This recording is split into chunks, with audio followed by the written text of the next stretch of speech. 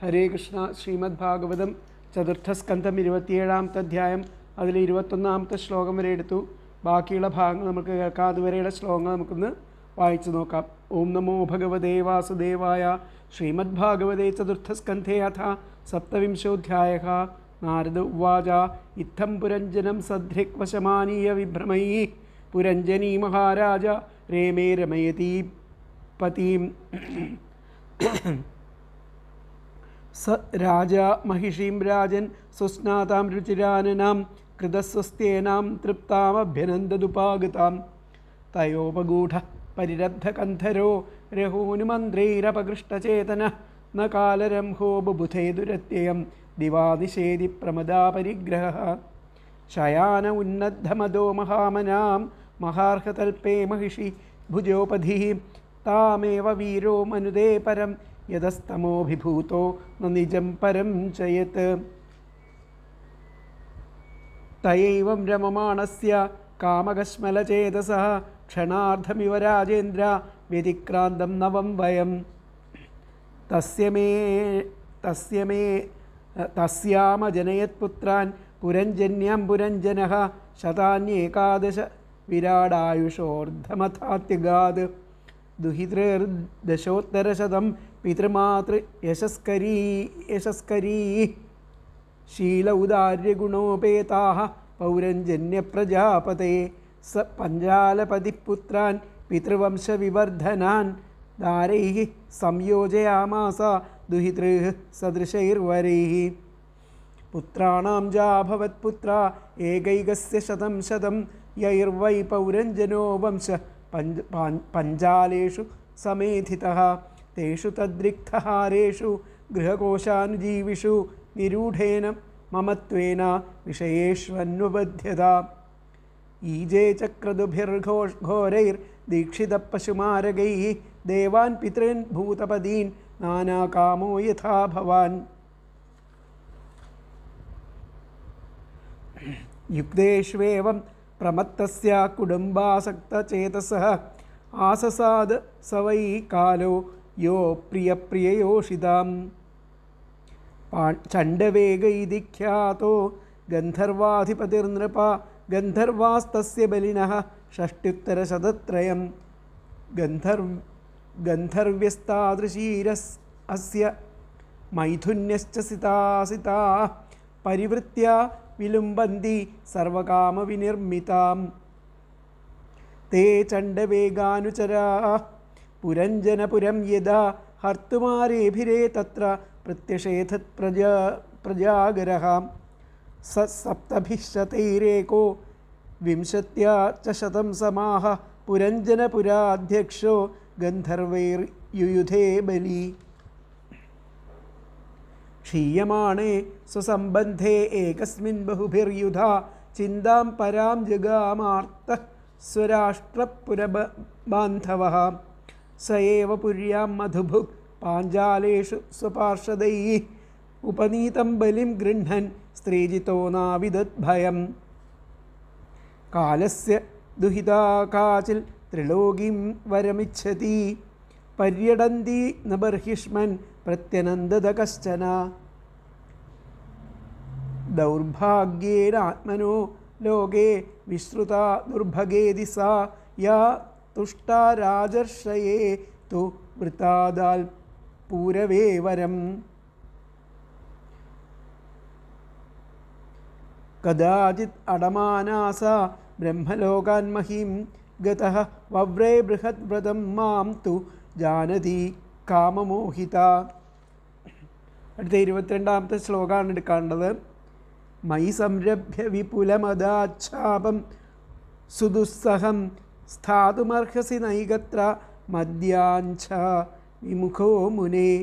മയി സംരഭ്യ വിപുലം അദാച്ഛാപം സുദുസ്സഹം സ്ഥാതുമർഹസി നൈകത്ര മദ്യാഞ്ഛ വിമുഖോ മുനേ. അപ്പോൾ നാരദനിൽ ആവും വിധം പരിശ്രമിച്ചു കല്യാണം കഴിക്കാൻ വേണ്ടിയിട്ട്. അപ്പം അങ്ങനെ പരാജയപ്പെട്ടു ആ കാലകന്യ. അസഹ്യമായിരിക്കുന്ന ആ ശാപം നൽകി ആ നാരദ മഹർഷി.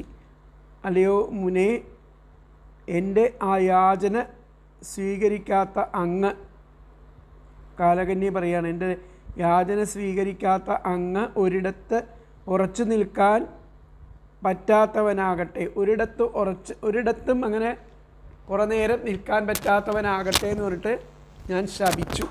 ആ കാലകന്യ ശപിച്ചു എന്നുള്ളതാണ് പറയുന്നത്. എന്നിൽ ആവും വിധം ആ പരിശ്രമിച്ചിട്ട് പരാജയപ്പെട്ടിട്ട് അസഹ്യമായിരിക്കുന്ന ആ ശാപം നൽകി. അല്ലയോ മുനെ, എൻ്റെ ആ യാചന സ്വീകരിക്കാത്ത അങ്ങ് ഒരിടത്ത് ഉറച്ചു നിൽക്കാൻ പറ്റാത്തവനാകട്ടെ. മയി സംരഭ്യ വിപുലം, ഞാൻ ആവും വിധം പരിശ്രമിച്ചു. വിപുലം അതാ ശാപം, അങ്ങനെ പരാജയപ്പെട്ടിട്ട് ദുസ്സുദുസ്സഹം അസഖ്യമായിരിക്കുന്നൊരു ശാപത്തെ നൽകി കൊടുത്തു. മുനേ, അല്ലയോ മുനേ, മദ്യാജ്ഞാ വിമുഖ, മദ്യാജ്ഞ എന്ന് പറഞ്ഞാൽ എൻ്റെ ആ യാചന സ്വീകരിക്കാത്ത അങ്ങ് ഒരിടത്ത് ഒരിടത്തും ഉറച്ചു നിൽക്കാൻ പറ്റാത്തവൻ ആകട്ടെ എന്ന് ശപിച്ചു. അതാണ് നാരദൻ ഒരിടത്തും കുറേ നേരം നിൽക്കില്ല. ഒരു പശുവിനെ കറക്കുന്ന ഒരു ലേശം നേരം മാത്രമേ ഒരു സ്ഥലത്ത് അവിടെ നിൽക്കുകയുള്ളൂ എന്നാണ് പറയുന്നത്. അപ്പോൾ ഇതിലത്തെ പദങ്ങൾ നോക്കാം. മയി എന്നിൽ, വിപുലം ആവും വിധം, സംരഭ്യ പരിശ്രമിച്ച്, പരാജയപ്പെട്ട്, സുദുസ്സഹം അസഹ്യമായിരിക്കുന്ന ശാപം അതാ ശാപത്തെ നൽകി. മുനേ, അല്ലയോ മുനേ, നാരദ മുനേ, മദ്യാഞ്ച്നാവിമുഖ, എൻ്റെ ആ യാചന സ്വീകരിക്കാത്ത അങ്ങ് ഏകത്ര ഒരിടത്ത് സ്ഥാതും ഉറച്ചു നിൽക്കാൻ ന അർഹസി പറ്റാത്തവൻ ആകട്ടെ. ഒന്നുകൂടി പറയാം. മയി എന്നിൽ, വിപുലം ആവും വിധം, സംരഭ്യ പരിശ്രമിച്ച് പരാജയപ്പെട്ട്, സുദുസ്സഹം അസഹ്യമായിരിക്കുന്ന ശാപം അതാ ശാപത്തെ ഞാൻ നൽകി. മുനേ, അല്ലയോ മുനേ, മദ്യാജ്ഞാവിമുഖ, എൻ്റെ യാചന സ്വീകരിക്കാത്ത അങ്ങ് ഏകത്ര ഒരിടത്ത് സ്ഥാതും ഉറച്ചു നിൽക്കാൻ ന അർഹസി പറ്റാത്തവനാകട്ടെ. അതിലത്തെ അന്വയം വന്നിട്ട് മയി വിപുലം സംരഭ്യ സുദുസ്സഹം ശാപം അദാത് മുനേ മദ്യാഞ്ഛാ വിമുഖ ഏകത്ര സ്ഥാതും ന അർഹസി. എന്നുകൂടി പറയാം. മയി വിപുലം സംരഭ്യ സുദുസ്സഹം ശാപം അദാത്, സുദുസ്സഹം ശാപം അദാത് മുനേ മദ്യാഞ്ഛാ വിമുഖ ഏകത്ര സ്ഥാതും ന അർഹസി. എന്നിൽ ആവും വിധം ആ പരിശ്രമിച്ച് പരാജയപ്പെട്ട് അസഹ്യമായിരിക്കുന്ന ആ ശാപത്തെ ഞാൻ നൽകി. അല്ലയോ മുനേ, എൻ്റെ ആ യാചനയെ സ്വീകരിക്കാത്ത അങ്ങ് ഒരിടത്തും ഉറച്ചു നിൽക്കാൻ പറ്റാത്തവനാകട്ടെ. ബലാത്കാരമായിട്ട് എന്നെ വശപ്പെടുത്തുവാനുള്ള ആ കാലകന്യകയുടെ വിപുലമായിരിക്കുന്ന ശ്രമത്തിൽ നിന്ന് രക്ഷപ്പെട്ട എന്നെ തൻ്റെ യാതനയിൽ നിന്നും വിമുഖനായിരിക്കുന്ന അങ്ങ് ഒരിടത്തും സ്ഥിരമായി നിൽക്കാൻ കഴിയാത്തവനാകട്ടെ എന്നിപ്രകാരം ദുസ്സഹമാകും വിധം ശപിച്ചു. ആറാം സ്കന്ധം 5-ാം അധ്യായത്തിൽ പറയാൻ പോകുന്ന ആ ദക്ഷൻ്റെ ശാപമാണ് ഇവിടെ സൂചിപ്പിച്ചത്. ദക്ഷപുത്രന്മാരായിരിക്കുന്ന ഹര്യശ്വന്മാരും ബഹുലാശ്വന്മാരെയും ഗൃഹസ്ഥാശ്രമം സ്വീകരിപ്പാൻ അനുവദിക്കാതെ സന്യസിപ്പിക്കുകയാണല്ലോ ഉണ്ടായത്. ഇത് ആ കാലകന്യകയ്ക്ക് വലിയ ഒരു പരാജയം ആകയാൽ അവൾ ആ ദക്ഷനെ സ്വാധീനിച്ച് നാരദനെ ശപിച്ചു എന്നർത്ഥം. ആ കഥയും ഇതുമായിട്ട് ബന്ധപ്പെടുത്തിയിട്ടാണ് ഇവിടെ ഈ കാലകന്യയുടെ ശാപത്തെ പറ്റിയിട്ട് പറയുന്നത്. അപ്പോൾ നമുക്ക് നോക്കാം. അത് നിഷേധിച്ച എന്നിൽ മുനേ, എൻ്റെ പ്രാർത്ഥന തിരസ്കരിച്ച അങ്ങയ്ക്ക് ഒരു ദിക്കിലും സ്ഥിരമായി നിൽക്കാൻ കഴിയുകയില്ലെന്ന് കോപിച്ച് ശപിച്ചു എന്നുള്ളതാണ് പറഞ്ഞിരിക്കുന്നത്. അപ്പോൾ ഇവിടെ അവളെ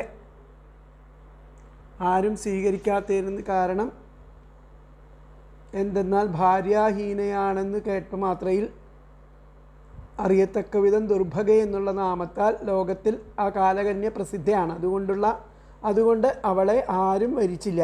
ഒരു കാലത്ത് പൂരു എന്ന രാജാവ് അവളെ വരിച്ചതിനാൽ അവൾ അദ്ദേഹത്തിൻ്റെ രാജ്യത്തെ തന്നെ സ്ത്രീധനമായിട്ട് കൊടുത്തു. യയാതിയെ ബാധിച്ച ജരയെ പൂരു സ്വീകരിച്ചതിനാൽ പൂരുവിന് രാജ്യം അവകാശപ്പെട്ടു. ആരും ഇഷ്ടപ്പെടാത്ത ജരയെ സ്വീകരിച്ചത് രാജ്യപ്രാപ്തിക്ക് കാരണമാകിയാൽ ജര തന്നെ പൂരുവിന് രാജ്യദാനം ചെയ്തവളെന്ന് കാണിച്ചിരിക്കുന്നു. അപ്പോൾ വരാന്വേഷണം ചെയ്ത് സഞ്ചരിക്കുന്ന അവൾ ഒരു നാൾ ആ ബ്രഹ്മലോകത്തിൽ നിന്നും ഭൂലോകത്തെ പ്രാപിച്ചിരുന്നപ്പോൾ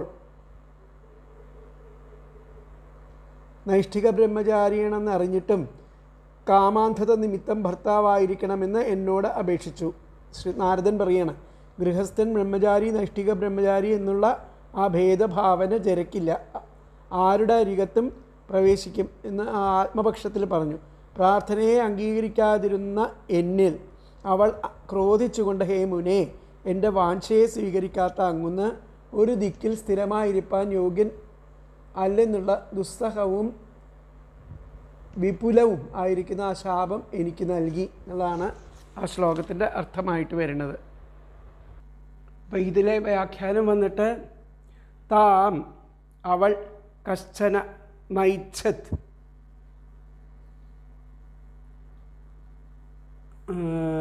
എന്ന് പറഞ്ഞു പതിമിച്ഛന്തി ത്രിലോകീം ബഭ്രാമ. അങ്ങനെ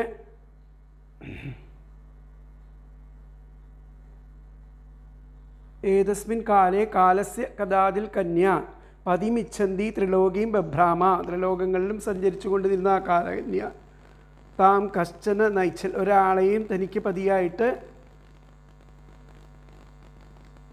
കിട്ടിയില്ല. സാത്മനോ ദൗർഭാഗ്യേന ആ ദുർഭഗേതി ലോകേ വിഖ്യാത. ദുർഭഗ എന്നുള്ള പേരിൽ അവൾ പ്രഖ്യാതയായി. കഥാചിൽ സാ അടമാന മാം പഥി ദൃഷ്ട. അങ്ങനെ ഒരിക്കൽ എന്നെ അവൾ വഴിയിൽ വെച്ച് കണ്ടപ്പോൾ വരീതും ഐച്ഛൽ, എന്നെ പതിയായിട്ട് ഇച്ഛിച്ച് വന്നു. തഥാ മയാ പ്രത്യാഖ്യാത. അപ്പോൾ ഞാൻ പറ്റില്ല എന്ന് പറഞ്ഞപ്പോൾ പ്രത്യാഖ്യാത മേ ശാപം ദദൗ, എനിക്ക് ശാപം തന്നു. ഞാൻ അത് പറ്റില്ല എന്ന് പറഞ്ഞപ്പോൾ തഥാ മയാ പ്രത്യാഖ്യാത, അതിന് പകരമായിട്ട് പറഞ്ഞപ്പോൾ, എനിക്ക് പറ്റില്ല എന്ന് പറഞ്ഞപ്പോൾ മേ ശാപം ദദൗ, എനിക്ക് ശാപം തന്നു. ഹേ മുനെ, അല്ലയോ മുനെ, ത്വമേകത്ര സ്ഥാതും, അങ്ങ് നാർഹസി, അങ്ങ് ഒരിടത്തും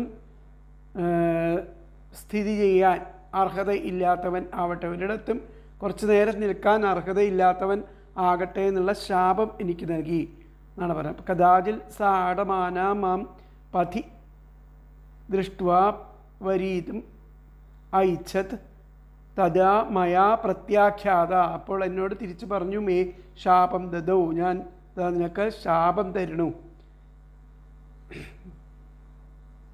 എന്താ ശാപം തന്ന്? ഹേ മുനെ, അല്ലയോ മുനെ, ത്വമേകത്ര സ്ഥാതും നാർഹസി, അങ്ങേക്ക് ഒരിടത്തും അങ്ങനെ സ്ഥിരമായിട്ട് നിൽക്കാനുള്ള അർഹതയില്ലാതെ പോകട്ടെ എന്ന് എന്നെ ശപിച്ചു. അപ്പം അടുത്ത ശ്ലോകം നമുക്ക് നോക്കാം. 23-ാമത്തെ ശ്ലോകം. തതോ വിഹതസങ്കൽപ്പ കന്യകായവനേശ്വരം മയോപദിഷ്ടമാസാദ്യ വവ്രേദാംനാ ഭയം പതിം. തതോ വിഹതസങ്കൽപ്പ കന്യകായവനേശ്വരം മയോപദിഷ്ടമാസാദ്യ വവ്രേദാംനാ ഭയം പതിം. അപ്പം അതിൽ പിന്നെ തതോ ഭഗ്നാശയനായിട്ട് ആ ഭഗ്നാശയായിട്ടുള്ള ആ കന്യക, ആ കാലകന്യക എന്നാൽ ഉപദേശിക്കപ്പെട്ട പ്രകാരം ആ ഭയൻ എന്ന ആ യമന രാജാവിനെ സമീപിച്ചിട്ട് ഭർത്താവായിട്ട് വരിച്ചു എന്നുള്ളതാണ് പറഞ്ഞത്. അപ്പം തതഹ വിഹതസങ്കൽപ്പ, അതിൽ പിന്നെ ആ ഭഗ്നാശയായി, അവൾക്ക് ആശ നശിച്ചു ഉള്ള അങ്ങനത്തെ ആശ ഭഗ്നമായി എന്ന് പറഞ്ഞ ആശ, അവളുടെ ആശ അവിടെ ഇങ്ങനെ അറ്റുപോയി. ആശയറ്റപ്പോൾ ആ കാലകന്യ എന്ത് ചെയ്തു? കന്യകാ യവനേശ്വരം, ഭയം എന്നുള്ള ആ യമനേശ്വരനെ മയോപദിഷ്ട എൻ്റെ ഉപദേശപ്രകാരം ആ ഭയം എന്നുള്ള ആ യവനേശ്വരനെ വവ്രേ വരിച്ചു. അയാളുടെ അടുത്ത് ചെന്നിട്ട് ആസാദ്യ അയാളെ സമീപിച്ചിട്ട് പതിം വവ്രേ ഭർത്താവായിട്ട് വരിച്ചു. തതഃ അതിൽ പിന്നെ വിഹതസങ്കല്പ ഭഗ്നാശയ ആയിരിക്കുന്ന കന്യക ആ കാലകന്യക മയ എന്നാൽ ഉപദേശിക്കപ്പെട്ട പ്രകാരം നാംനാ ഭയം ഭയൻ എന്ന യവനേശ്വരം യവനരാജാവിനെ ആസാദ്യ സമീപിച്ചിട്ട് പതിം വവ്രേ ഭർത്താവായി വരിച്ചു. ഒന്നുകൂടി പറയാം. തതഃ അതിൽ പിന്നെ വിഹതസങ്കല്പ എന്ന് പറഞ്ഞു കഴിഞ്ഞാൽ സങ്കല്പ എന്ന് പറഞ്ഞാൽ ഭഗ്നാശയായിരിക്കുന്ന ആശയറ്റ കന്യക കാലകന്യക മയ എന്നാൽ ഉപദേശിക്കപ്പെട്ട പ്രകാരം നാംനാ ഭയം ഭയൻ എന്ന പേരോടുകൂടിയ യവനേശ്വരം യവനരാജാവിനെ ആസാദ്യ സമീപിച്ച് പതിം വവ്രേ ഭർത്താവായിട്ട് വരിച്ചു. തതഃ വിഹതസങ്കല്പാ കന്യകാ മയാ ഉപദിഷ്ടം നാംനാ ഭയം യവനേശ്വരം ആസാദ്യ പതിം വവ്രേ എന്നാണ് അന്വയം വരിക. ഒന്നുകൂടി പറയാം. തതഃ വിഹതസങ്കല്പാ കന്യകാ മയാ ഉപദിഷ്ടം നാംനാ ഭയം യവനേശ്വരം ആസാദ്യ പതിം വവ്രേ അതിൽ പിന്നെ ആ ഭഗ്നാശയായിരിക്കുന്ന ആ കാലകന്യക എന്നാൽ ഉപദേശിക്കപ്പെട്ട പ്രകാരം ഭയൻ എന്ന അയവന രാജാവിനെ സമീപിച്ച് ഭർത്താവായിട്ട് വരിച്ചു.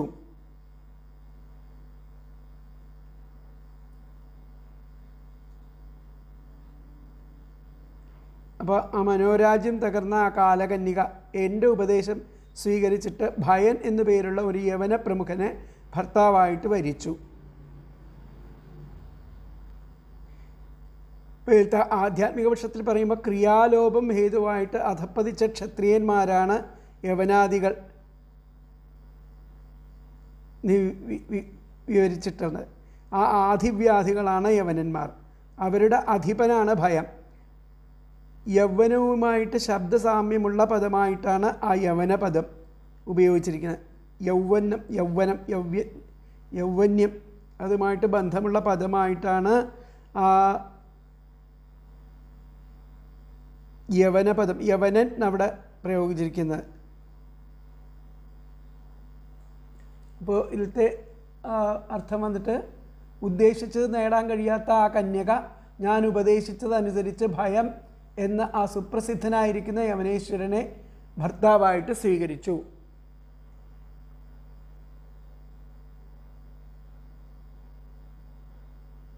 അപ്പോൾ ഇവിടെ എന്നെ ഭർത്താവാക്കണം എന്നുള്ള അവളുടെ ആ സങ്കല്പം സാധിക്കാതെ വ്യസനിക്കുന്ന അവൾക്ക് ഉചിതനായിരിക്കുന്ന ഒരു വരനെ ഞാൻ ഉപദേശിച്ചു. യവനന്മാരുടെ രാജാവായും ഭയം എന്ന് പ്രസിദ്ധനുമായിരിക്കുന്ന ഒരു പുരുഷനെ അവൾ ചെന്ന് ഭർത്താവായിട്ട് വരിച്ചു. ആധിവ്യാധികളെ യവനന്മാരായിട്ടും മൃത്യുവിനെ യവനേശ്വരൻ ആയിട്ടും കൽപ്പിച്ചു. ജര ബാധിക്കുമ്പോൾ വ്യാധികളും തന്നിമിത്തം മരണവും ഉണ്ടാകും എന്നതിനെ സൂചിപ്പിക്കുകയാണ് ഇവിടെ ചെയ്യുന്നത്.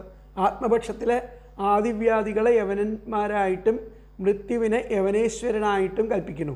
അങ്ങനെ ജരബാധിക്കുമ്പോൾ വ്യാധികളും തന്നിമിത്തം മരണവും ഉണ്ടാകുന്നതിനെ സൂചിപ്പിച്ചിരിക്കുന്നു. ഭർത്താവായി വരിച്ച രീതിയെ ലോകരീത്യാ വർണ്ണിക്കുന്നു.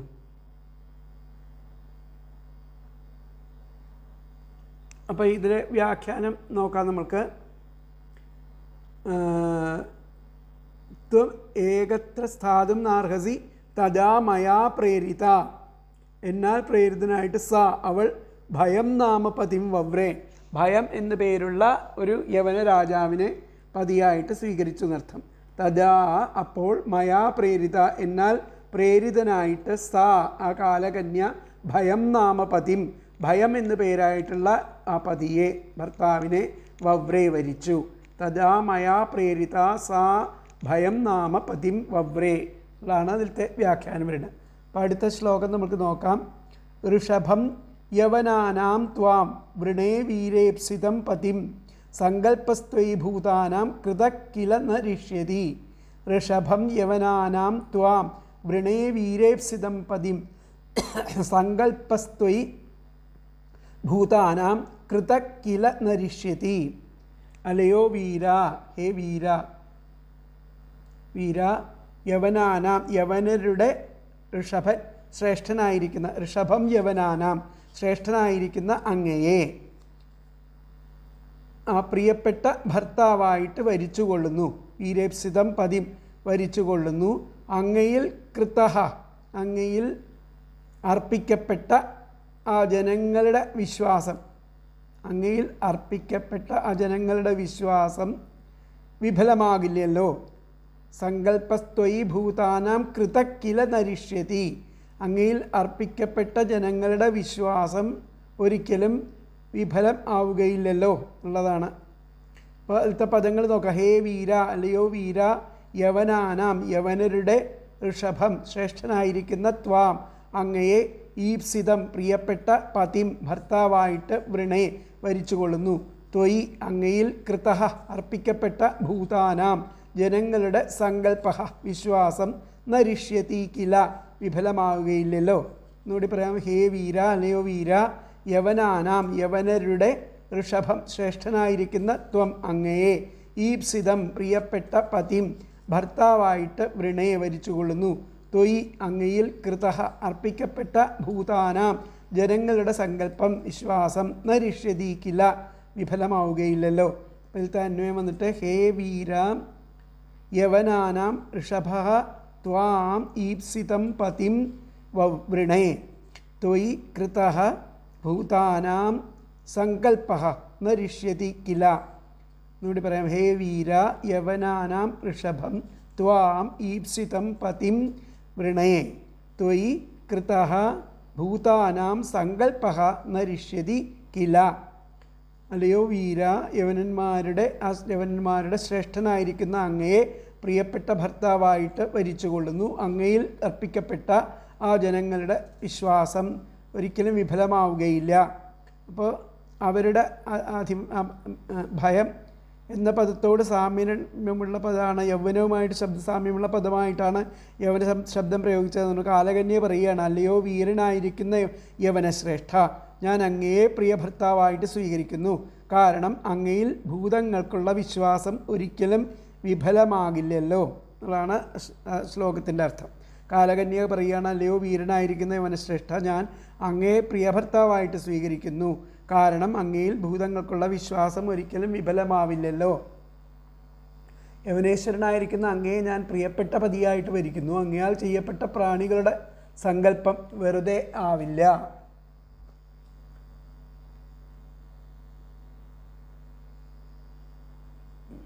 അപ്പോൾ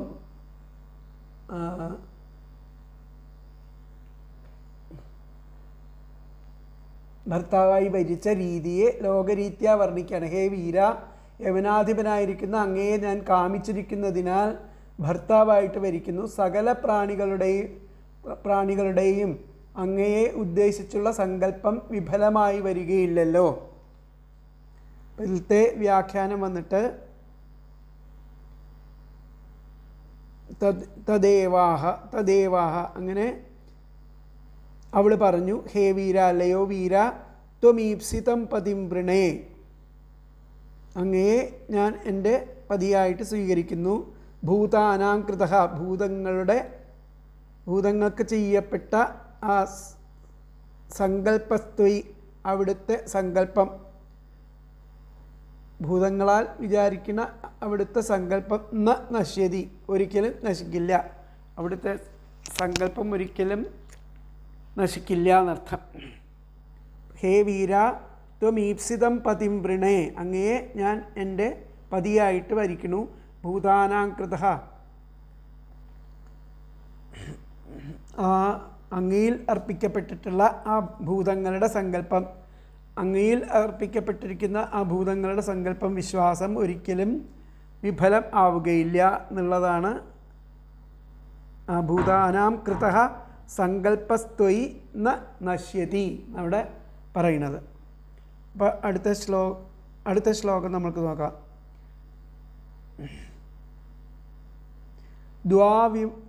ദ്വാവിമാവനുശോചന്തി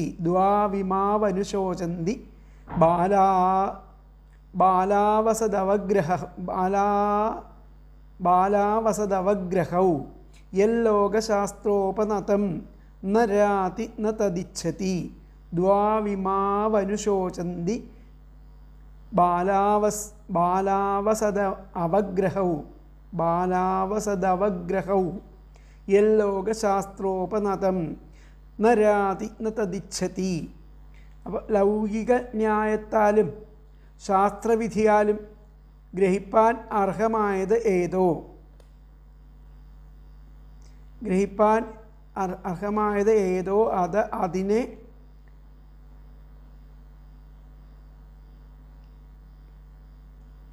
ഏതോ, അതിനെ കൊടുക്കാതെയോ സ്വീകരിക്കാതെയോ ഉള്ള ഇവർ രണ്ടുപേരും തെറ്റിദ്ധരിക്കപ്പെട്ടവരാണ്. ബാലിശരായിരിക്കുന്ന ഇവരെക്കുറിച്ച് വിവേകികൾ അനുശോചിക്കുന്നു എന്ന് പറയുന്നു. ലോകശാസ്ത്രോപനതം ലൗകിക ന്യായത്താലും ശാസ്ത്രവിധികളാലും ആണ് ലോകശാസ്ത്രോപനതം ലൗകികമായിരിക്കുന്ന ന്യായത്താലും ശാസ്ത്രവിധികളാലും ഗ്രഹിപ്പാൻ അർഹമായത് ഏതോ അത്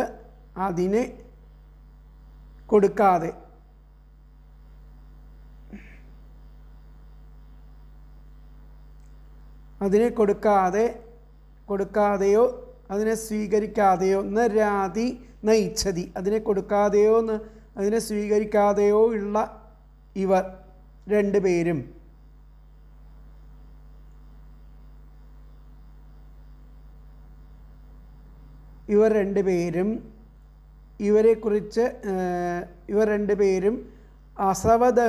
അസവദവഗ്രഹവും തെറ്റിദ്ധരിക്കപ്പെട്ടവരാണ്. ബാലിശരായിട്ടുള്ള ഇവരെക്കുറിച്ച് വിവേകികൾ അനുശോചിക്കുന്നു എന്ന് പറയുന്നു.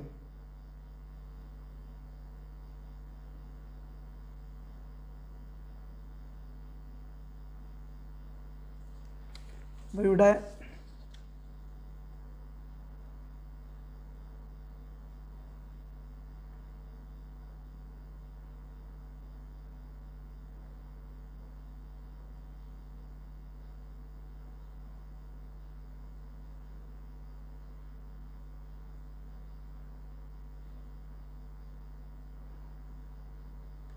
ഈ കാലകന്യക വരനെ ഇച്ഛിച്ച് നടക്കുന്നവളാണ്. അപ്പോൾ അത്തരം സ്ത്രീകളെ സ്വീകരിക്കണം എന്നതാണ് ആ വേദവിധി.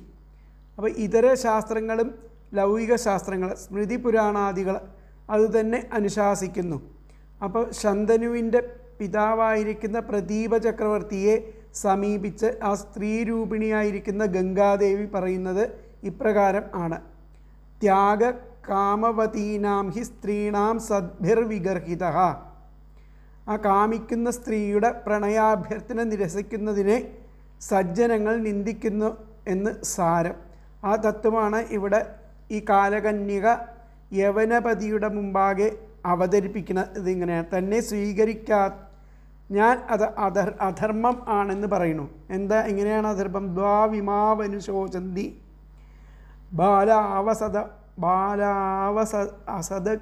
അസദവഗ്രഹവും യല്ലോകശാസ്ത്രോപനതം നരാതി ന തദിച്ഛതി. ലൗകിക ന്യായത്താലും ശാസ്ത്രവിധിയാലും ഗ്രഹിപ്പാനർഹമായത്, ലൗകിക ന്യായത്തിലും ശാസ്ത്രവിധിയിലും ഇങ്ങനെയുള്ളവളെ സ്വീകരിക്കണം എന്നാണ് പറഞ്ഞിരിക്കുന്നത്. അത് അർഹമായത് ഏതോ അതിനെ നരാതി, അതിനെ കൊടുക്കുകയോ സ്വീകരിക്കുകയോ ചെയ്യാതെ ഉള്ള ഇമൗദ്വൗ ഇവർ രണ്ടുപേരും അസദവഗ്രഹവും തെറ്റിദ്ധരിക്കപ്പെട്ടവരാണ്. ബാലിശരായിരിക്കുന്ന ഇമൗ ഇവരെക്കുറിച്ച് വിവേകികൾ അനുശോചിക്കുന്നു എന്നുള്ളതാണ് പറയുന്നത്. നമുക്ക് പദങ്ങൾ നോക്കാം. ലോകശാസ്ത്രോപനതം ലൗകിക ന്യായത്താലും ശാസ്ത്രവിധിയാലും ഗ്രഹിപ്പാൻ അർഹമായത് യത് ഏതോ അതിനെ, തത് അതിനെ, നരാതി കൊടുക്കാതെയോ, ന ഇച്ഛതി സ്വീകരിക്കാതെയോ ഉള്ള ഇമൗദ്വൗ ഇവർ രണ്ടുപേരും അസദവഗ്രഹൗ തെറ്റിദ്ധരിക്കപ്പെട്ടവരാണ്. ഇവർ രണ്ടുപേരും തെറ്റിദ്ധരിക്കപ്പെട്ടവരാണ്. ബാലിശരായിരിക്കുന്ന ഇവരെക്കുറിച്ച് വിവേകികൾ അനുശോചിക്കുന്നു. ഇവരെ അനുശോചന്തി എന്നാണ്, അനുശോചിക്കുന്നു. അപ്പോൾ ലൗകിക രീതിയാലോ വേദവിധിയാലോ യാതൊന്നാണോ ദാനം ചെയ്യപ്പെടേണ്ടതായിട്ട് കൽപ്പിക്കപ്പെട്ടത്, തെറ്റിദ്ധാരണ മൂലം അതിനെ ദാനം ചെയ്യാത്തവനും അപ്രകാരം തന്നെ സ്വീകരിക്കേണ്ടതായി കൽപ്പിക്കപ്പെട്ടതിനെ സ്വീകരിക്കാത്തവനും അജ്ഞരാണ്. അവർ രണ്ടുപേരെയും ചൊല്ലി സജ്ജനങ്ങൾ ശോചിക്കുന്നു എന്നുള്ളതാണ് ഈ ശ്ലോകത്തിൻ്റെ അർത്ഥം ഇവിടെ വരുന്നത്. അപ്പോൾ ഇതിലത്തെ പദങ്ങളൊന്നും കൂടി പറയാം. ലോകശാസ്ത്രോപനതം, ലൗകിക ന്യായത്താലും ശാസ്ത്രവിധിയാലും ഗ്രഹിപ്പാൻ ആയത് യത് ഏതോ തത് അതിനെ നരാതി കൊടുക്കാതെയോ നയിച്ഛതി സ്വീകരിക്കാതെയോ ഉള്ള ഇമൗദ്വൗ ഇവർ രണ്ടുപേരും അസദവഗ്രഹവും തെറ്റിദ്ധരിക്കപ്പെട്ടവരത്രേ.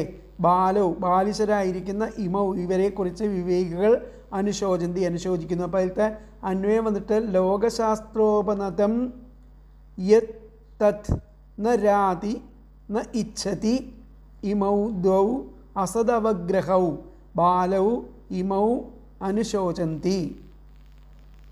എന്നുകൂടി പറയാം. ലോകശാസ്ത്രോപനതം യത് തത് ന രാതി ന ഇച്ഛതി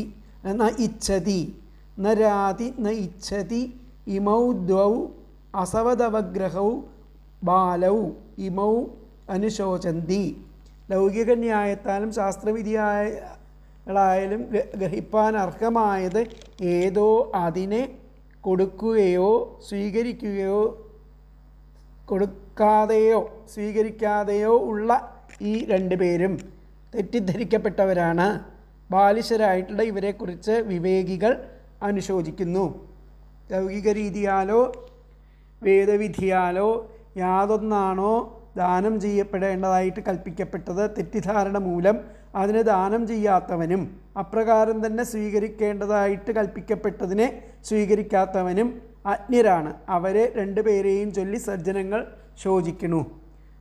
ബാലന്മാർ എന്നാൽ അജ്ഞർ എന്നാണ് പറയുന്നത്. അസത് അവഗ്രഹവും എന്നാൽ തെറ്റായ ധാരണയുള്ള രണ്ടു പേരാണെന്നർത്ഥം. അസത് അവഗ്രഹവും. ലോകം എന്നാൽ ലൗകിക ന്യായം. ശ്രുതിസ്മൃതികളാൽ ദാനം ചെയ്യണം എന്ന് വിധിക്കുന്നതിനെ ദാനം ചെയ്യുക തന്നെ വേണം. സ്വീകരിക്കണമെന്ന് വിധിക്കുന്നതിനെ സ്വീകരിക്കുകയും വേണം. ഇത് രണ്ടും ചെയ്യാത്തവരെ പറ്റിയിട്ട് സജ്ജനങ്ങൾ സഹതപിക്കും. ഈ തത്വത്തിന് ഈ പ്രകൃതത്തിൽ എന്ത് പ്രസക്തി എന്ന് ചിന്തിക്കണം. അതാണ് കാലകന്യക വരനെ ഇച്ഛിച്ച് നടക്കുന്നവളാണ്. അത്തരം സ്ത്രീകളെ സ്വീകരിക്കണം എന്നതാണ് വേദവിധി. ഇതര ശാസ്ത്രങ്ങളും അത് പറയുന്നുണ്ട്. ലൗകികങ്ങളും സ്മൃതി പുരാണാദികളൊക്കെ അത് തന്നെയാണ് അനുശാസിക്കുന്നത്. അതാണ് ശന്തനുവിൻ്റെ പിതാവായിരിക്കുന്ന പ്രദീപ ചക്രവർത്തിയെ സമീപിച്ചിട്ട് സ്ത്രീരൂപിണിയായിരിക്കുന്ന ഗംഗാദേവി പറയുന്നത് ഇപ്രകാരമാണ്. എന്നിങ്ങനെ പറഞ്ഞിരിക്കുന്നത് ത്യാഗഃ കാമവതീനാം ഹി സ്ത്രീണാം സദ്ഭിർ വിഗർഹിതഃ.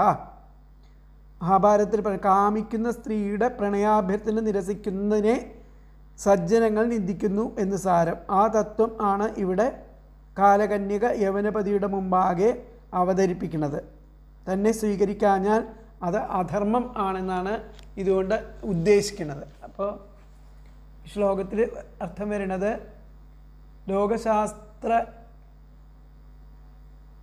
ലോകശാസ്ത്രോപനതമായത് വേണ്ട വിധത്തിൽ കൊടുക്കുകയോ അതുപോലെ സ്വീകരിക്കുകയോ ചെയ്യാത്ത തെറ്റായ ആഗ്രഹങ്ങളോട് കൂടിയിരിക്കുന്ന ആ രണ്ട് അജ്ഞരെക്കുറിച്ചും സജ്ജനങ്ങൾ അനുശോചിക്കുന്നു. അപ്പോൾ ഇവിടെ നമുക്ക് നോക്കാം.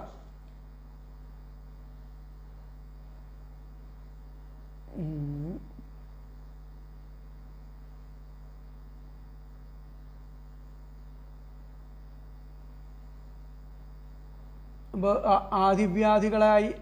വ്യാധികളെ യവനന്മാരായിട്ടും മൃത്യുവിനെ യവനേശ്വരനായിട്ടും കൽപ്പിച്ചു. ജരബാധിക്കുമ്പോൾ വ്യാധികളും തന്നിമിത്തം മരണവും ഉണ്ടാവുന്നതിന് സൂചിപ്പിച്ചു. ഭർത്താവായി വരിച്ച രീതിയെ ലൗകിക രീതിയാ വർണ്ണിക്കുന്നു. ഹേ വീര, യവന വീരാധിപനായിരിക്കുന്ന അങ്ങയെ ഞാൻ കാമിച്ചിരിക്കുന്നതിനാൽ ഭർത്താവായിട്ട് വരിക്കുന്നു. സകല പ്രാണികളുടെയും അങ്ങയെ ഉദ്ദേശിച്ചുള്ള സങ്കല്പം വിഫലമായി വരികയില്ലല്ലോ. എൻ്റെ പ്രാർത്ഥനയെ അംഗീകരിക്കാതിരുന്നാൽ ലോകത്തിൽ അങ്ങയെ ജനങ്ങൾ നിന്ദിക്കും എന്ന് സാമാന്യ ന്യായത്താൽ സൂചിപ്പിക്കുന്നു. എൻ്റെ പ്രാർത്ഥനയെ അംഗീകരിക്കാതിരുന്നാൽ ലോകത്തിൽ അങ്ങയെ സജ്ജനങ്ങൾ നിന്ദിക്കും എന്ന് സാമാന്യ ന്യായത്തിൽ സൂചിപ്പിക്കുന്നു. അറിവില്ലാത്തവരായിരിക്കുന്ന രണ്ട് കൂട്ടരെക്കുറിച്ച് സജ്ജനങ്ങൾ വ്യസനിക്കുന്നു. അവർ അജ്ഞാനം നിമിത്തം അസദ്വിഷയത്തിൽ സിദ്ധാന്തിക്കുന്നവരായിട്ട് കാണപ്പെടുന്നതാണ് സജ്ജനങ്ങളുടെ വ്യസനത്തിന് കാരണം. ആരെല്ലാമാണ് അവർ എന്ന് പറയാം. ശാസ്ത്രമര്യാദയാലും ലോകത്തിൽ സദാചാരത്താലും സമ്മതിക്കപ്പെട്ട ഒരു കാര്യത്തെ അനുവദിച്ചു കൊടുക്കാത്തവൻ ഒരുവൻ, കൊടുക്കുന്നതായിരിക്കുന്ന അവനെ വാങ്ങാതിരിക്കുന്നവൻ മറ്റൊരുവൻ. അങ്ങനെ ഇവർ രണ്ടുപേരും ശോച്യന്മാരാകുന്നു. അതുകൊണ്ട് ഹേ ഭദ്രേ, ആശ്രയിച്ചിരിക്കുന്ന എന്നെ സ്വീകരിക്കണം എന്നുള്ള, ഇല്ലെങ്കിൽ അത് അധർമ്മമാവും എന്നാണ് ഇവിടെ സൂചിപ്പിക്കുന്നത്. അപ്പോൾ ഇതിലത്തെ ആ വ്യാഖ്യാനം എന്താ പറഞ്ഞത് നോക്കാം. കിംചയോ ഭൂതാനാം കൃതഃ സങ്കല്പസ്ത്വൈന നശ്യതി കിംചയോ യാച്യമാനം ന ദദാതി. യാചിക്കുന്നതിനെ കൊടുക്കാത്തവൻ. യശ്ച ദീയമാനം ന ഗൃഹന്തി, കൊടുത്തതിനെ സ്വീകരിക്കാത്തവൻ. അങ്ങനെ രണ്ടുപേരും. ഇവിടെ യാചിച്ചത് ആ കാലകന്യാണ്, അതിനെ സ്വീകരിക്കാത്തത് ആരാണ്? ആ ഭയം എന്ന യവനേശ്വരൻ. ഇത് രണ്ടും ഗൃഹന്തി തൗ, രണ്ടുപേരും ദ്വൗ ദൃഷ്ടാ സന്തഃ, അവരെക്കുറിച്ച് ആ സജ്ജനങ്ങൾ ശോചിക്കുന്നു. ശോചന്തി, അവരെക്കുറിച്ച് എന്താണെന്ന് വെച്ച് കഴിഞ്ഞാൽ സ്വീകരിക്കേണ്ടതായി ആണ് എന്നുള്ള നിലയ്ക്കാണ് അവിടെ പറയണത്. അപ്പോൾ കിംചയോ യാച്യമാനം ന ദദാതി, എന്നാൽ ആ യാചിച്ചതിനെ കൊടുക്കാത്തതും, യശ്ച ദീയമാനം ന ഗൃഹന്തി, കൊടുത്തതിനെ സ്വീകരിക്കാത്തതും, തൗ, അത് രണ്ടും, ദ്വൗ, രണ്ടും, ദൃഷ്ടുവാ സന്തഃ, അതിനെ രണ്ടും കണ്ടു കഴിഞ്ഞാൽ അവർ രണ്ടും, അത് രണ്ടും ആ സത്തുക്കളായിട്ടുള്ളവർ, ദൃഷ്ടുവാ സന്തഃ ശോചന്തി, അതിനെ കണ്ട് ആ സത്തുക്കൾ അതിൽ ശോചിക്കണു എന്നർത്ഥം. അപ്പോൾ അതാണ് അതിലത്തെ വ്യാഖ്യാനം. കിം ചയോ യാച്യമാനം ന ദദാതി യശ്ച ദീയമാനം ന ഗൃഹാതി, യശ്ച ദീയമാനം ന ഗൃഹാതി തൗ ദ്വൗ ദൃഷ്ട്വാ സന്തഃ ശോചന്തി. അപ്പോൾ അടുത്ത ശ്ലോകം നമുക്ക് നോക്കാം.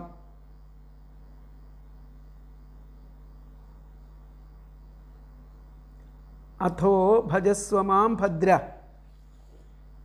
അഥോ ഭജസ്വ മാം ഭദ്ര ഭജന്തീം മേ ദയാ കുരു, ഏതാവാൻ പൗരുഷോ ധർമ്മോ യഥാർത്ഥാൻ അനുകമ്പതേ. അഥോ ഭജസ്വ മാം ഭദ്ര ഭജന്തീം മേ ദയാം കുരു, ഏതാവാൻ പൗരുഷോ ധർമ്മോ യഥാർത്ഥാൻ അനുകമ്പതേ. അല്ലയോ മംഗളകാരി ആയവളെ, അതിനാൽ ആശ്രയിച്ചു വന്ന എന്നെ സ്വീകരിച്ചാലും, മംഗളകാരിൻ ആശ്രയിച്ചു വന്ന എന്നെ സ്വീകരിച്ചാലും, മേ എന്നോട് ദയ കാണിക്കണേ. ദീനന്മാരോട് അനുകമ്പ കാണിക്കുക എന്നത് എന്തോ അത്രയുമാണ് പുരുഷന്മാർക്ക് കർത്തവ്യമായിരിക്കുന്നത് എന്നുള്ളതാണ് പറയുന്നത്. അതാണ് അഥോ ഭജസ്വ മാം ഭദ്ര, അല്ലയോ മംഗളകാരിൻ, അതിനാൽ ഭജന്തീം ഭദ്ര ഭജന്തീം, ആശ്രയിച്ചു വന്ന മാം, ആശ്രയിച്ചു വന്ന എന്നെ, ഭജസ്വ എന്നെ സ്വീകരിച്ചാലും, ആശ്രയിച്ചു വന്ന എന്നെ സ്വീകരിച്ചാലും, മേ എന്നോട് ദയാം കുരു ദയ കാണിക്കണേ. ഈ ദീനന്മാരോട് അനുകമ്പ കാണിക്കുക. ആർത്താൻ കമ്പതേ, ആർത്താൻ അനുകമ്പതേ, ദീനന്മാരോട് അനുകമ്പ കാണിക്കുക എന്നത് യത് ഏതാവാൻ, യത് എന്നത് എന്തോ, ഏതാവാൻ അത്രയും ആണ് പൗരുഷ ധർമ്മ, പുരുഷന്മാർക്ക് കർത്തവ്യമായിരിക്കുന്നത്. അതിലത്തെ പദങ്ങൾ നോക്കാം. ഹേ ഭദ്ര, അല്ലയോ മംഗളകാരിൻ, അഥോ അതിനാൽ, ഭജന്തീം ആശ്രയിച്ചു വന്ന മാം എന്നെ, ഭജസ്വ സ്വീകരിച്ചാലും, മേ എന്നോട് ദയാം കുരു ദയ കാണിക്കണേ. ആർത്താൻ ദീനന്മാരോട് അനുകമ്പതേ അനുകമ്പ കാണിക്കുക യത് എന്നത് എന്തോ ഏതാവാൻ അത്രയുമാണ് പൗരുഷഃ ധർമ്മഃ പുരുഷന്മാർക്ക് കർത്തവ്യമായത്. എന്നുകൂടി പറയാം. ഹേ ഭദ്ര അല്ലയോ മംഗളകാരിൻ അഥോ അതിനാൽ ഭജന്തീം ആശ്രയിച്ചു വന്ന മാം എന്നെ ഭജസ്വ സ്വീകരിച്ചാലും മേ എന്നോട് ദയാം കുരു ദയ കാണിക്കണേ ആർത്താൻ ദീനന്മാരോട് അനുകമ്പതേ അനുകമ്പ കാണിക്കുക യത് എന്നത് എന്തോ ഏതാവാൻ അത്രയുമാണ് പൗരുഷഃ ധർമ്മഃ പുരുഷന്മാർക്ക് കർത്തവ്യമായത്. തന്വയം ഹേ ഭദ്ര അഥോ ഭജന്തീം മാം ഭജസ്വ മേ ദയാം കുരു ആർത്താൻ അനുകമ്പന്തേ യത് ഏതാവാൻ പൗരുഷഃ ധർമ്മഃ. എന്നുകൂടി പറയാം. ഹേ ഭദ്ര അഥോ ഭജന്തീം മാം ഭജസ്വ മേ ദയാം കുരു ആർത്താൻ അനുകമ്പാൻ യത് ഏതാവാൻ പൗരുഷഃ ധർമ്മഃ. അല്ലയോ മംഗളകാരൻ അതിനാൽ ആശ്രയിച്ചു വന്ന എന്നെ സ്വീകരിച്ചാലും എന്നോട് ദയ കാണിക്കണേ ദീനന്മാരോട് അനുകമ്പ കാണിക്കുക എന്നത് എന്തോ അത്രയും ആണ് ആ പുരുഷന്മാർക്ക് കർത്തവ്യം ആയത്. അപ്പോൾ ഇവിടെ ഭദ്ര അതുകൊണ്ട് അങ്ങയെ വന്നു സ്വീകരിക്കുന്ന എന്നെ ഗ്രഹിക്കുക, എൻ്റെ നേരെ ദയ ചെയ്യുക. ആർത്തന്മാരുടെ നേർക്ക് അനുകമ്പയാണ് വേണ്ടത്. അതാണ് പുരുഷധർമ്മം എന്നുള്ളതാണ് പറയുന്നത്. അതുകൊണ്ട് ഈ ഭദ്രയെ ആശ്രയിക്കുന്ന എന്നെ സ്വീകരിക്കണം, എൻ്റെ പേരിൽ കൃപയുണ്ടാകണം. ദുഃഖിതന്മാരിൽ അനുകമ്പ കാണിക്കുന്നത് തന്നെയാണ് പുരുഷ ലക്ഷണം എന്നുള്ളതാണ് ഇവിടെ പറയുന്നത്. അപ്പോൾ ഇതിലത്തെ വ്യാഖ്യാനത്തിൽ അതോ ഹേ ഭദ്ര അതുകൊണ്ട് അല്ലയോ ഭദ്ര ഭജന്തീം മാം എന്നെ സ്വീകരിച്ചാലും ഭജസ്വ എന്നെ വരിക്കുക തഥാ സ യവനേശ്വരോ എന്നെ സ്വീകരിക്കണം എന്ന് പറയാം. ഭജന്തീം മാം ഭജസ്വ അങ്ങയെ വേണം എന്ന് പറയണ എന്നെ സ്വീകരിച്ചാലും. അതോ ഹേ ഭദ്ര ഭജന്തീ മാം ഭജസ്വ അത്രേ പറഞ്ഞിട്ടുള്ളൂ. ഭജന്തീ മാം ഭജസ്വ. അപ്പോൾ അടുത്ത ശ്ലോകം നമുക്ക് നോക്കാം. കാലകന്യോദിത വചോ നിശമ്യ യവനേശ്വര. ഇങ്ങനെ ആ കാലകന്യയാൽ പറഞ്ഞ വാക്കുകളെ കേട്ടിട്ട് യവനേശ്വരൻ ചികീർഷുർ ദേവഗുഹ്യം സസ്മിതം താം അഭാഷത എന്ന് കേട്ടിട്ട് ആ ദേവന്മാർ രഹസ്യമാക്കി വെച്ചതിനെ നടത്തുവാൻ അവളോട് ഉദ്ദേശിച്ച് പുഞ്ചിരിയോടെ പറഞ്ഞു എന്നുള്ളതാണ് പറയുന്നത്.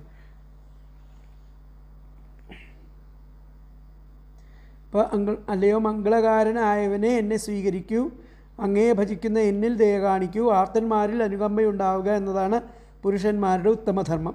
കാലകന്യകയുടെ ഇത്തരം വാക്യങ്ങൾ ശ്രദ്ധിച്ച യവനേശ്വരൻ മന്ദഹസിച്ചുകൊണ്ട് ദേവന്മാർ പോലും ഗോപ്യമായി വെച്ചിരിക്കുന്ന ചില കാര്യങ്ങൾ പറയുവാൻ ആഗ്രഹിച്ചു. ദേവന്മാർ പറയാൻ മടിക്കുന്ന ചില കാര്യങ്ങൾ ഈ യവനേശ്വരൻ, ഈ ഭയം എന്ന യവനേശ്വരൻ പറയാൻ ആരംഭിച്ചു എന്നറിയാം. സ യവനേശ്വര ആ യവനരാജാവ് കാലകന്യോദിത വച ആ കാലകന്യ പറഞ്ഞതിനെ നിശമ്യ കേട്ടിട്ട് ദേവഗുഹ്യം ദേവന്മാർ രഹസ്യമാക്കി വെച്ചതിനെ ചികീർഷുഹു നടത്തുവാൻ താം അവളോട് ഉദ്ദേശിച്ച് സസ്മിതം പുഞ്ചിരിയോടെ അഭാഷത അവളോട് പറഞ്ഞു. സ യവനേശ്വര ആ യവനേശ്വര രാജാവ് ഭയം എന്ന യവന രാജാവ് കാലകന്യോദിത വചഃ കാലകന്യ പറഞ്ഞതിനെ നിശമ്യ കേട്ടിട്ട് ദേവഗുഹ്യം ദേവന്മാർ രഹസ്യമാക്കി വെച്ചതിനെ ചികീർഷുഹു നടത്തുവാൻ താം അവളോട് ഉദ്ദേശിച്ച് സസ്മിതം പുഞ്ചിരിയോടെ അഭാഷത അവളോട് പറഞ്ഞു. സ യവനേശ്വര കാലകന്യോദിത വചഃ നിശമ്യ ദേവഗുഹ്യം ചികീർഷുഹു താം സസ്മിതം അഭാഷത എന്നുള്ളതാണ് അന്വയം. എന്നുകൂടി പറയാം. സഹ യവനേശ്വര കാലകന്യോദിത വചഃ നിശമ്യ ദേവഗുഹ്യം ചികീർഷുഹു താം സസ്മിതം അഭാഷത. ആ യവനരാജാവ് ആ കാലകന്യക പറഞ്ഞതിനെ കേട്ടിട്ട് ആ ദേവന്മാർ രഹസ്യമാക്കി വെച്ചതിനെ നടത്തുവാൻ വേണ്ടിയിട്ട് അവളോട് ഉദ്ദേശിച്ചിട്ട് പുഞ്ചിരിയോടെ പറഞ്ഞു. അങ്ങനെ ഇത്തരം വാക്യങ്ങൾ ശ്രദ്ധിച്ച യവനേശ്വരൻ മന്ദഹസിച്ചുകൊണ്ട് ദേവന്മാർ പോലും ഗോപ്യമായി വെച്ചിരിക്കുന്ന ചില കാര്യങ്ങൾ പറയുവാൻ ആരംഭിച്ചു എന്നുള്ളതാണ് അവിടെ പറഞ്ഞത്. അപ്പോൾ ആ യവനേശ്വരൻ കാലകന്യകയുടെ വാക്കുകൾ കേട്ട് അതിരഹസ്യമായിരിക്കുന്ന ചില കാര്യങ്ങൾ ചെയ്യാൻ ആഗ്രഹിച്ച് ചിരിച്ചുകൊണ്ട് അവളോട് പറഞ്ഞു എന്നുള്ളതാണ് ശ്ലോകത്തിൻ്റെ അർത്ഥം. അപ്പോൾ ഇവിടെ ആ യവനേശ്വരൻ പറഞ്ഞതിന് 3 ശ്ലോകമായിട്ട് കാണിക്കുകയാണ്. കാലൻ്റെ പുത്രിയായിരിക്കുന്ന ദുർഭഗയുടെ വാക്കുകൾ കേട്ടപ്പോൾ ആ യവനേശ്വരൻ ദേവന്മാർ ഒളിച്ചു വെച്ചിരിക്കുന്ന കാര്യത്തെ പ്രകടമായി നടത്തുവാൻ ആഗ്രഹിച്ചിട്ട് പുഞ്ചിരിയോടുകൂടെ അവളോട് പറഞ്ഞു എന്നുള്ളതാണ് പറയുന്നത്. അപ്പോൾ ഇവിടെ വ്യാഖ്യാനത്തിൽ തഥാ സ യവനേശ്വരോ ഭയനാമ കാലകന്യായ വചഃ. അപ്പോൾ ആ യവനേശ്വരനായിരിക്കുന്ന ഭയം എന്നു പേരുള്ള ആ യവനേശ്വരൻ കാലകന്യായ വചഃ, കാലകന്യയുടെ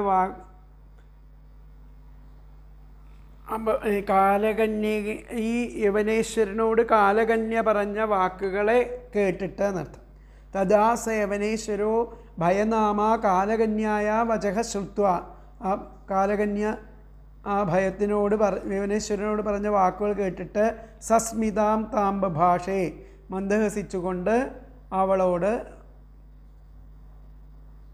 പറഞ്ഞു. തദാസ യവനേശ്വരോ ഭയനാമ കാലകന്യായ വചഃ ശ്രുത്വാ സസ്മിതാം താം ബഭാഷേ. അങ്ങനെ അവളോട് പറഞ്ഞു എന്നുള്ളതാണ് പറയുന്നത്. അപ്പോൾ അടുത്ത ശ്ലോകം വന്നിട്ട്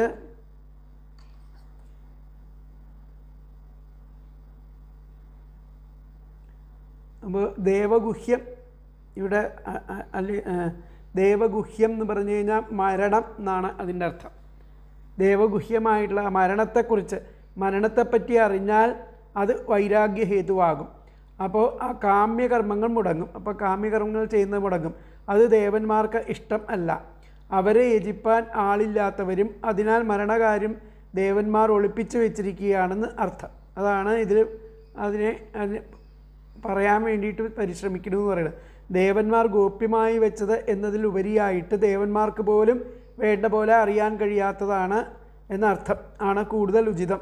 അപ്പോൾ ദേവാനാമപിഗുഹ്യം എന്ന് മധ്യമ പദലോപം കൊണ്ട് അതിന് അർത്ഥത്തിന് ശ്രുതിപ്രമാണം ഉണ്ടെന്നർത്ഥം. ദേവൈരത്രാപി വിജിഗിത്സിതം പുരാ, കഠോപനിഷത്തിൽ പറയുന്നുണ്ട്. ദേവൈരത്രാപി വിജിഗിത്സിതം പുരാ. മരണാനന്തര ജീവിതത്തെപ്പറ്റി ദേവന്മാർക്ക് പോലും പല സംശയങ്ങളുമുണ്ട് എന്ന് പറയുന്നു. അടുത്ത മന്ത്രത്തിലും ഇതേ കാര്യം ആവർത്തിച്ച് പറയുകയാണ് ചെയ്യുന്നത്. അപ്പോൾ ഈ മരണം എന്നുള്ള ആ വസ്തുതയെ പറ്റിയിട്ടാണ് ഇവിടെ പറയാൻ ഉദ്ദേശിക്കുന്നത്.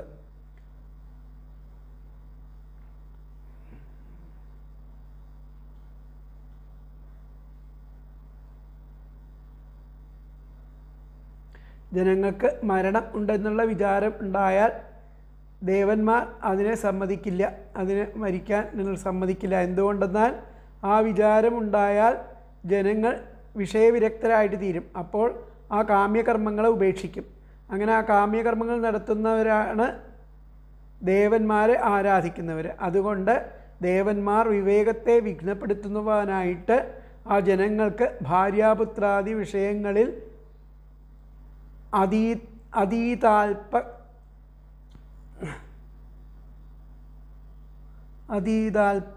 അതീവ താല്പര്യത്തെ ജനിപ്പിക്കണമെന്നർത്ഥം. അപ്പോൾ ദേവന്മാർ ആ നല്ല കാര്യത്തിന് ഉദ്യമിക്കണ ജീവനെ അതിൽ നിന്നും പിന്തിരിപ്പിക്കാൻ വേണ്ടിയിട്ട് വിഷയകാര്യങ്ങളിലേക്ക് ശ്രദ്ധ കൊടുക്കണമെന്നാണ് ഇവിടെ പറയുന്നത്. അപ്പോൾ ബാക്കിയുള്ളത് നമുക്ക് അടുത്ത ക്ലാസ്സിൽ നോക്കാം. ഹരേ കൃഷ്ണ.